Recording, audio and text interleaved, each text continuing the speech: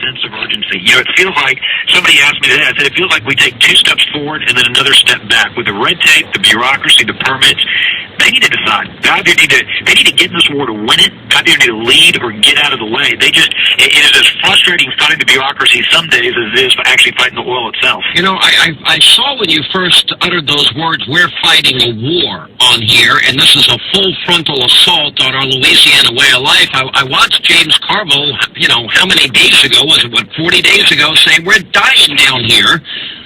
Here it is finally on day 71. Day 71.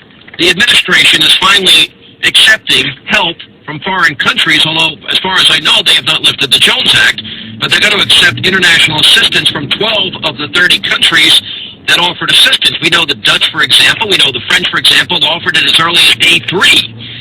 Why did it take 71 days, Governor? The amazing thing, you know, they're bragging that 179 skimmers are coming, and you know, I'm certainly glad the skimmers, we need more skimmers. It's too late once the oil gets in the wetlands, but you're right, it's over 70 days. Why are the skimmers coming today? For weeks, we've been asking the administration, asked the president directly, waive some of these federal regulations. You've got, not even overseas, even here in this country, you've got skimmers and boom in Navy facilities, civilian facilities across this country. Because of regulations, they're sitting in warehouses, they're sitting at docks, not being used. And that's crazy. When you have an emergency, when you have a crisis, one of the first things you should do is use the resources that are available to you. But, Sean, this has been a pattern. You know, at the very beginning, they told us they were going to have a detailed plan. They didn't have one. On May 2nd, we put together, May 2nd, May 3rd, we put together a plan with coastal parish presidents, and we gave them our plan. We said, this is what you need to do to defend our coast. They told us the boom, the skimmers would come. They didn't come in time. We told them to use jack-up barges to move the boom as the oil moves, because you can't just fight this as a static war. When we knew they weren't going to provide us enough boom and skimmers, we came with another plan, a second plan. We said, allow us to do sand dredging. Let us create just 100 miles of sand berms. We'll protect over 4,000 miles of our coast. It took them a month to review this permit. We fought them for a month. We could have built 10 miles of sand berms in that time. We finally get approval, and this is infuriating. They shut us down for almost a week. After we finally get approval, we start building land. We're building 1,000 feet of land a day, fighting the soil 15 to 20 miles off our coast. After a few days of building land, after about a week, they shut us down. They want us to move 2 miles away. We're dredging within our original permit, but they changed their mind. And here's the infuriating thing. They don't treat this like an emergency. We have to jump through dozens of hoops to get federal agencies to look at things, to sign paperwork, to sign permits. The third example of this, we go out there, and so in the meantime, we lose days of construction activity. The third example, we try to convince them to use vacuum barges, literally, and I wish I was making this up, we literally put a truck on a pontoon boat to go out there and vacuum the oil out of the wetlands because we were tired of just seeing it sit there day after day after day. The National Guard did this. We wanted to show them that it would work.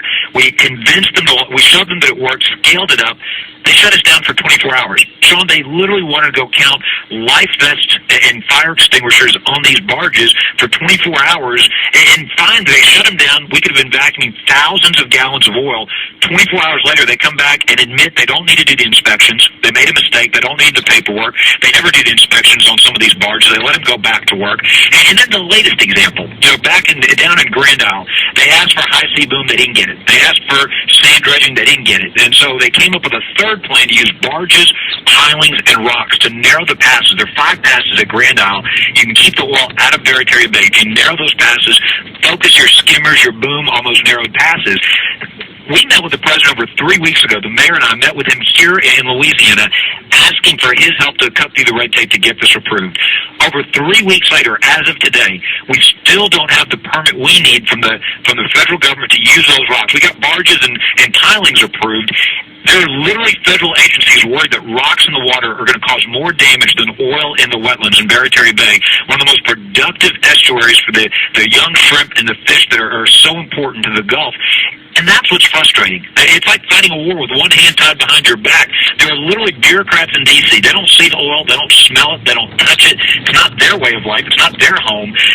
Can you believe they're literally arguing with us? They're saying instead of sucking up that oil out of the water, we want to go count life jackets. Instead of you putting rocks to block the oil out, we want to think about whether rocks in the water are going to cause more environmental damage. It's almost comical. It is so absurd, the lack of urgency down here. Well, and meanwhile, we have a fishing industry being destroyed for a generation. We have our beautiful beaches being destroyed now, and on top of that, the tourism industry is sinking fast.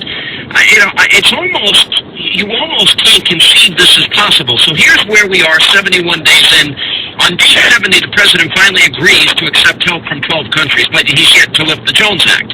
Here we have skimmers that are not being used that were offered on day 3. Here we have warehouses full of booms that we have not put to use.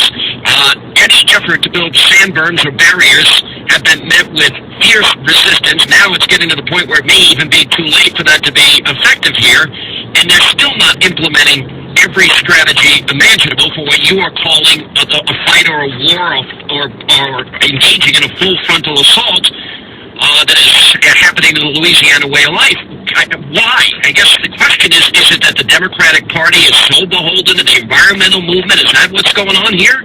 Well, and I want to talk about this drilling moratorium and the further damage that's going to do, but one other point on this, and the thing that impresses me time and time again, the men and women that live along this coast, the first sand dredging project, we went out and did over 2.5 miles of East Grand Terre before the Corps, before the Coast Guard, before the federal government gave us permission to go just to prove that it would work. The first vacuum barges, we put literally a truck on the back of a barge. Now the private sector, now we're doing commercial pumps on barges. We're doing it more effectively, but I'm so impressed. The people that have the most to lose, the fishermen, the people that live in these communities, are not waiting. They're just saying, we're going to prove to you why this makes sense, why this works. Our National Guards dropped over almost 30 million pounds of sand into gaps to try to fight this oil 15 to 20 miles out of our wetlands. Here's my concern. Adding insult to injury, because we're all still fighting this oil spill, and obviously our first priority is keeping it out of our wetlands. Now we get this arbitrary 6-month moratorium, and you're literally going to put, the federal government's literally going to put over 20,000 Louisianians out of work. They don't listen to their own scientific experts. National Academy of Engineering says 6 months. They hand-selected Secretary Salazar, Department of Interior. They picked the experts, not you, not me, not the oil industry. Their own expert panel. 8 of them sent a letter to me and to the press and others saying, after the report came out, we never saw the 6-month moratorium. We didn't sign off on it because they remember the Department of Interior said this was peer-reviewed. Well, those peers said we never saw the moratorium in the report. It was added after we reviewed the report. We disagree with it. They made specific recommendations where drilling could be